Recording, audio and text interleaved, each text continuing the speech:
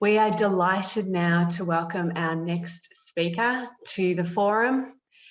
Brendon Hampton is joining us now from Adelaide. Brendon is the Head of Network Strategy at SA Power Networks. He's responsible for the facilitation and the oversight of long-term strategy to ensure that the network and the services it delivers adapt to challenging environmental factors. A key focus of Brendon's work is facilitating the development of SA Power Networks' strategic capabilities required to transition to the new energy future, where we move from centralised power generation to the customer-owned and distributed energy resources. Brendon is going to speak to us today about redefining the customer experience as this transition takes place. Thank you so much, Brendon, for joining us. Over to you. Okay. Today, I'm not coming to you as a customer, experience expert at all, but I am coming to you as someone who firmly believes that customers are right at the centre of this energy transition. So I'd like to, share the story from my perspective about what we're doing to make that work, and I will reflect on what I think that means for customer experience as part of that. So, firstly, who are we? We are the distributor, the monopoly distribution business for South Australia, and we distribute power to around about 900,000 customers in the state of South Australia. I want to start by just actually describing a bit about our exciting vision for the future. And I thought a good way to do that might be to start with this video that we produced last year. Imagine storing energy now and using it later. Imagine travelling time zones without the dirty footprints. Imagine being remote, yet connected like never before. Or knowing there's enough light to wait out the storm. Imagine knowing it's there when you need it most. Imagine neighbourhoods pooling power and communities run by the sun. Or having lights that see you coming and safely guide you home. We're connecting South Australians to an energy future we can all be proud of. So imagine the power of possibility. Right, hopefully that worked for you all and you could actually hear it and see it. But yeah, certainly I find that a video to be quite inspiring, about the work we're doing. So I thought that might help set the scene as well. Now, for some reason, I've kind of lost the ability to see participants when I went to screen share, so I assume everything's fine. Do shout out though if there's an issue, because I can't really see anyone right now. I want to start off by describing this kind of phenomenal transition to renewable energy that we're seeing here in South Australia. We're currently running 62% renewable energy in South Australia, and this is all coming from variable renewable energy sources. It's on par with Denmark as the world's highest, and very soon we think we'll overtake Denmark. We also have no coal in South Australia as well, which is fantastic. But I think even more impressive is South Australia is set to be 100% net renewable energy primarily from these two variable sources by 2030. In fact, we're expecting that will come even earlier, as early as 2026, 27. And we also have ambitions to be 500% by 2050. So a major exporter of renewable energy as well by that time. And despite what kind of critics of renewable energy, were saying a few years ago, renewable energy is driving down costs in SA. Hasn't yet made it right the way through retail yet, but wholesale, we've had the lowest wholesale prices in the national electricity market in 2021. And we've had many, many, many periods of negative state demand, of negative pool prices over this time. You can see pink, those intervals there where prices being negative. So it is really starting to turn the tide on energy prices. We don't only have large scale wind and solar resources, we have the world's largest penetration in line with Queensland of rooftop solar, 1.8 gigawatts of solar installed in the system. That's in comparison to an average demand of the whole state of only 1.5 gigawatts. So it's a phenomenal resource, 300,000 systems, 1 in 3 customers, the state's largest generator on average, and that growth continues. And we're seeing a similar uptake trend with batteries, residential batteries. They're just about a decade, behind in the uptake curve, but similar things. 1 in every 4 homes now has a battery when they connect solar. And we've now got 28,000, home batteries already embedded within the distribution network, 140 megawatts. It's the same size as, the world's largest battery, what was in South Australia's north. A third of these are rolled in virtual power plants. And we have 9 active virtual power plants operating in South Australia. Virtual power plants are taking these batteries and operating them as if they were one large battery in the national electricity market. We expect to see this huge growth continue over the next decade, where we can end up with well over this maximum state demands level of solar PV just connected to our network. We also keep seeing large volumes of kind of larger resources, 1 megawatt plus, connecting to our network, particularly grid scale batteries. And we're really starting to see the impact of this at a large, at the state level. So this shows a day last November when 92% of the energy needs in the middle of the day here were met by rooftop solar. All of that yellow color is rooftop solar providing the energy. A little bit of utility scale solar, and then all of our wind resources and all of the gas that we have to keep running to keep the system stable were being exported across to Victoria. Our whole distribution network actually ran backwards and looked like a generator to the transmission network. There's just simply no gigawatt scale power system in the world that's ever run to these levels.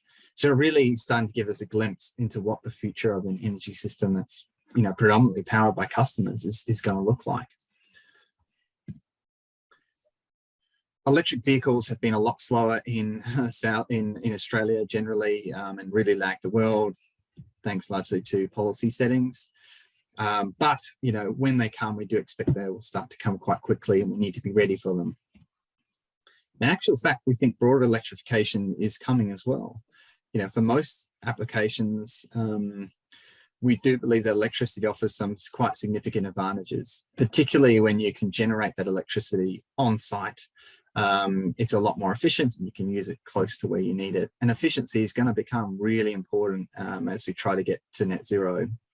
So we think an electric future will save money and support economic growth. And here's some, I'm sharing some work that Rewiring Australia did to try and have a look at the costs of electrification for households and what savings they would make. And we think in the very near future, this will be an economic choice for customers to completely electrify and save significant money on their energy needs, including fuel for transport. But this will require the distribution network to carry vastly more energy than it does today. If you think about a lot of the transportation needs, particularly light applications coming across the distribution network, as well as some of that gas use, particularly residential electrifying as well, there's a lot more energy we have to plumb through the network. From 25% today, it might end up being 80% plus of the state's energy needs are flowing through the network. That puts us right at the heart of the new energy future, but means that our role in that future becomes increasingly important, to get it right for stakeholders. So we see all of this as a huge opportunity for the state. We've got abundant renewable resources here. Electricity will be, 100% green within a few years. We do believe we've got lots of capacity in the network to absorb these new things. We've got some really other great supporting factors. And we believe we can create a future where energy is clean, reliable, and affordable. And quite often you'll hear people talk about the energy trilemma and say, you can only have one of these two things, something has to give. We don't believe that's true. We believe there's a future where you can have all three of these things. You can have clean energy that's secure, reliable, and is cheaper than today. And you can have all those things if we plot a sensible path through this transition. So we're really excited about trying to tackle that challenge and demonstrate that it is possible to have your cake and eat it too. So that's a bit about the vision. Now, why are we here as a monopoly distribution network talking about customer experience? Why do we care? Customers don't have a choice. we've got a high focus on safety. How is that competing with, kind of putting customers first? Doesn't customer experience cost more? Aren't we already hitting our targets? We're not funded for customer experience. And is this really our job? Today, I want to explore, do a bit of myth busting there and explore why we don't believe that's true and why we think that customer experience, and I guess focusing on customers more generally, makes sense even as a monopoly distribution business. So I want to just deep dive into one example just to put a bit of color on that, and then I'll jump back out and then kind of explain more broadly our thinking in this space. So firstly, if we look at the huge solar PV boom that's occurred in South Australia, we currently allow 5 kilowatt exports from solar PV systems, which is pretty standard across Australia. But as solar PV continues to grow, parts of our network are starting to become congested throughout the year. And our network, based on our modeling, can really only support 1 to 2 kilowatts of export per customer, unless we do something differently. And it's certainly not going to support the 4 gigawatts that we're predicting over the next decade. And so it's not just solar, of course. We expect new applications through electrification, like heat pumps, electric vehicles as well, potentially to add new peaks to our summer load, and potentially to add a lot more negative troughs in spring. But what we also know is that there's a huge untapped potential in our network assets. Even on these extreme summer and spring days, we get lots of exports or imports from the grid. That really only applies for 2 to 3 days per annum. Even at the height of summer, it's really only there present on those really, really extreme weather condition days. So for a lot of the year, the vast majority of the year, there's a lot of spare capacity that's not being utilized in the poles and wires that we've already built. So there's all this untapped capability that we need to tap into. And so flexibility, or what we call filling all those troughs, is a key part of our strategy to get there. So having smart distributed energy resources that the customers have that can respond at these times of constraint will do 2 things. One, it'll avoid us needing expensive network upgrades, which would result in really underutilized network assets, not efficient, not a good outcome. But equally, if we turned around and just limited the amount of uptake that we could support from these resources, for instance, limiting their exports all year round, these are great, renewable energy resources that are not being used to their potential, and would take a lot of value out of it for customers as well. So we believe that having, inverters and resources that are smart, can talk to us over the internet and can understand the capacity of the network at any time of the day, is a key capability to make this all work. And we call this flexible exports for solar. And the customer research that we undertook as part of our previous regulatory determination found that the majority of customers felt very positive about our role in enabling the continued connection of solar, and put significant support behind the move to more flexible connections for these resources. And this really leads us to the trial that we currently have in play at the moment. It's about establishing a new connection offer to customers, 300 customers in SA and 300 in Victoria. We've partnered up with a fellow distribution business, AusNet Services in Victoria, to offer a new connection offer that's flexible. To do this, we've partnered with a range of solar inverter manufacturers who are developing the capabilities to speak to us over the internet and communicate the export limit for every customer for every 15 minutes of every single day, so that they know exactly how much they can export into the grid. This is an ARENA-funded project, so we're very lucky to have some extra funding that's making this possible, and some really great partners in the industry to develop the technology required to make that work. And so what we're now offering in areas of our network that are congested are 2 new options. One is a flexible option that ranges from 1.5 to 10 kilowatts, depending on the export limit of the network at any particular time. And one's a fixed limit of 5 kilowatts that applies all the time. So we're offering customers choice here. But what you'll note is that this is in comparison to a standard 5 kilowatt limit that we offer everywhere else in the network. So a customer who goes to a flexible connection offer actually gets the opportunity to have double the export limits than most regular customers do, because they're willing to be a little bit flexible at those rare times when they're not. But this is still substantially more access to the network than a regular customer gets. So for typical customers, they'll only actually be reduced from 10 kilowatts in their export limit a few hours, a few days per annum. We're talking cents or a couple of dollars here in terms of value for allowing them to export, throughout the rest of the year. So it's a huge upside for customers simply by having technology that's smart and capable. We still offer the lower fixed export limit for customers who don't wish to buy the compliant smart products, who maybe don't have internet products, but our goal is to get most people on flexible, because we believe that's a lot better for customers and it's a lot better for the community to have more of that renewable energy in the network and pushing down prices for everybody. This actually requires a whole new, end-to-end journey though to be developed. And traditionally what would happen when a customer's thinking about solar is they would go to their solar retailer, they would just be sold a system, they would go through a very, very simple standard connection approval with us, the thing would get hung on the wall, solar goes on the roof, and kind of away it goes. But flexible smart DER, it's a lot more involved than that, because it's smart, it's online, it's on the internet, it's an active part of the energy system. So we now need to figure out, well, what options are available at the time of sale? Is my area a congested area? Do I have different options in my area? And that needs to be kind of before the system's even sold. So the solar retail is a key part of that. It then goes through the standard middle process it gets installed, but then it also needs to be turned online, usually connected through the customer's own internet and talking to us and make sure that it's online and working, because if it's not, it won't actually be able to export to the grid. So the solar industry is really a key channel to the customer here, and it's really a new capability that they don't really have today. It's something they're really learning what to do.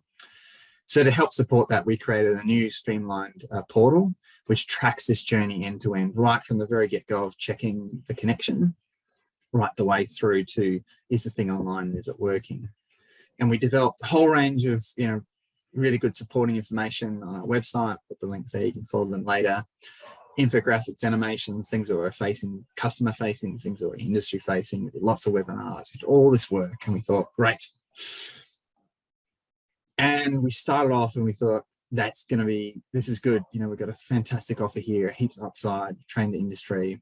And we did. We started to see customers installing bigger systems. That's great. They're able to install bigger systems because they can get more value from them. So that's a really, really good sign. However, we realized that less than half the customers were picking flexible, and we were really quite intrigued by that. We thought this is a no-brainer.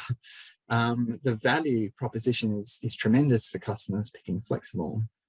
However, when we started to dive into it and we actually started to call installers and customers just to understand their purchasing decisions, we realized that most of them were not even told at the time of sale that it was even an option. The solar retailer, who may not sell the compatible technology, just said, oh, you've got a 1.5 kilowatt export limit, and sold them a system. So the vast majority had no idea that this was even an option. And so even though we did, a lot of training and work with the solar industry, they really weren't picking up on kind of that this option was there and available.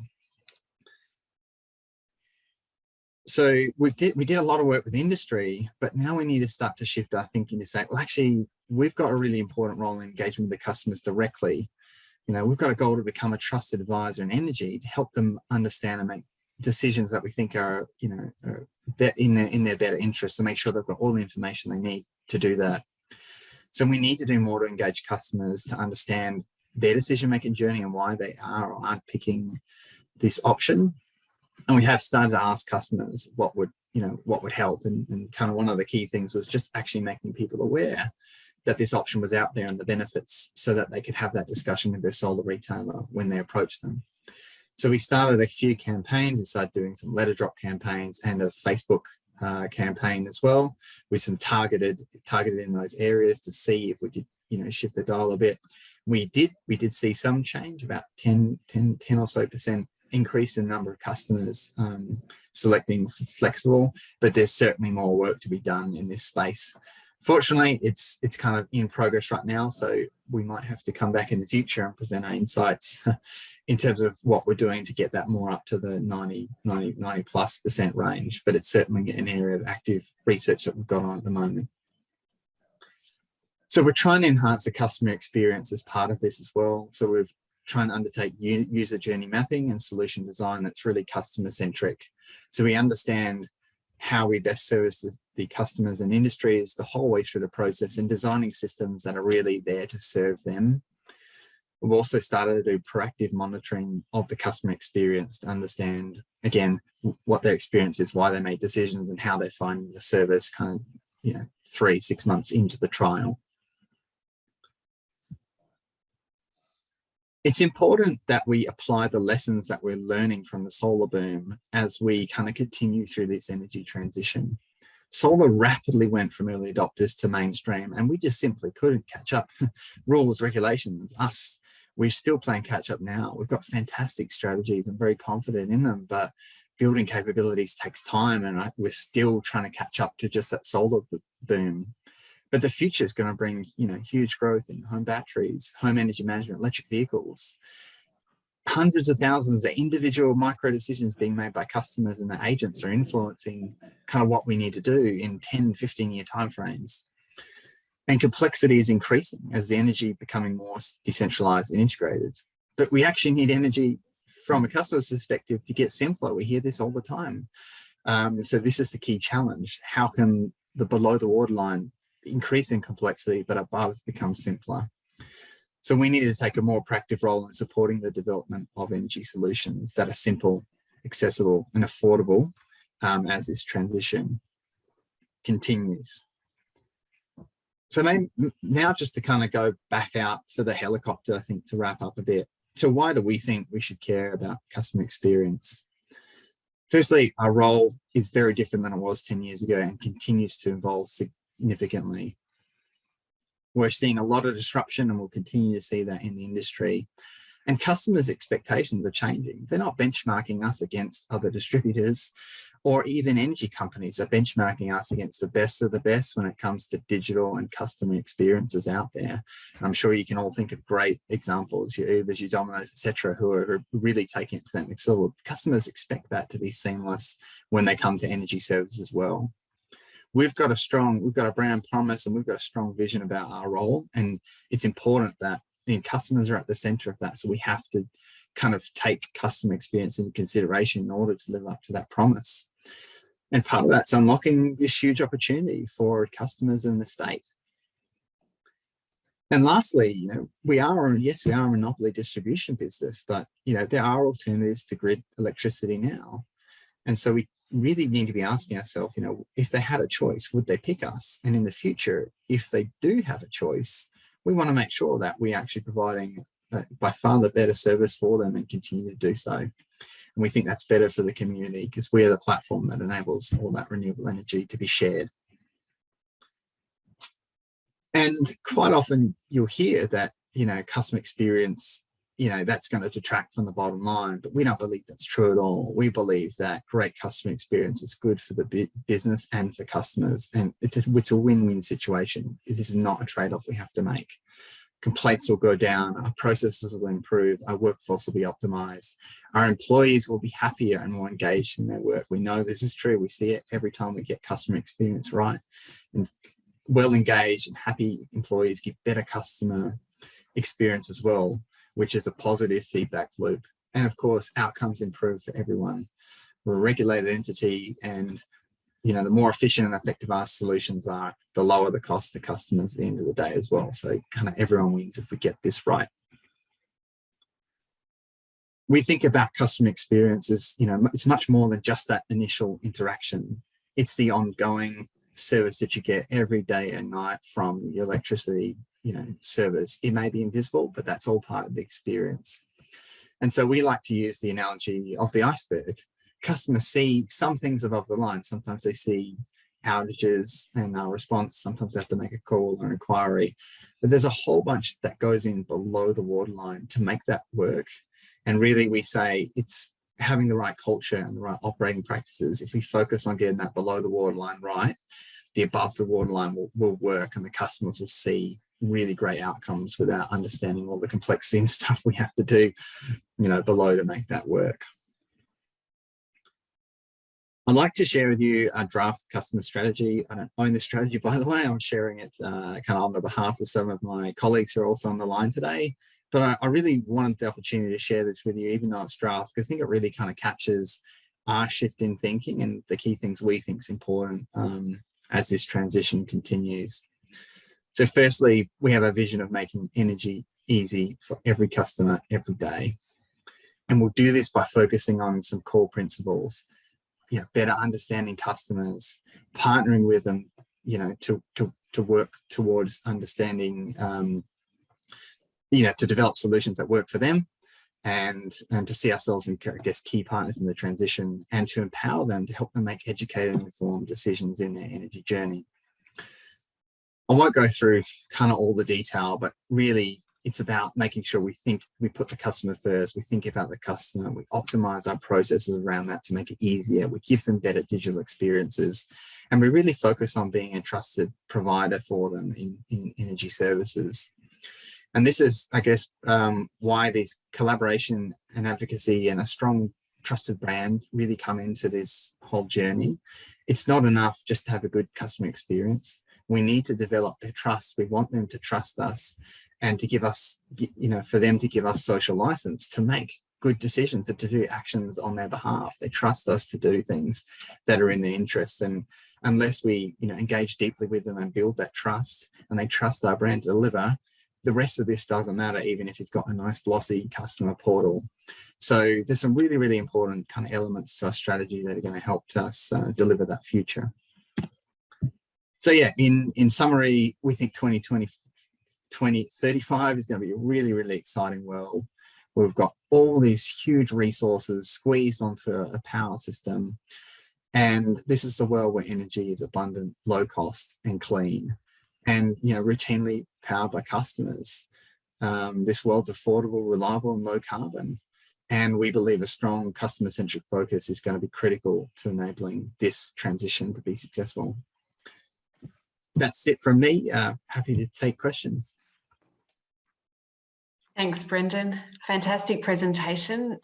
Great use of infographics, a lot of colour and diagrams. So yeah, thanks for helping us to understand your world. Thank you also for showing us the ad. Is it it's a TVC? Is it? It was shared on numerous platforms, so yes, it's across basically every platform you can imagine. Fantastic. I mean, having a guy lying on a couch is not something that I would immediately associate with an energy provider, and it brings it to life.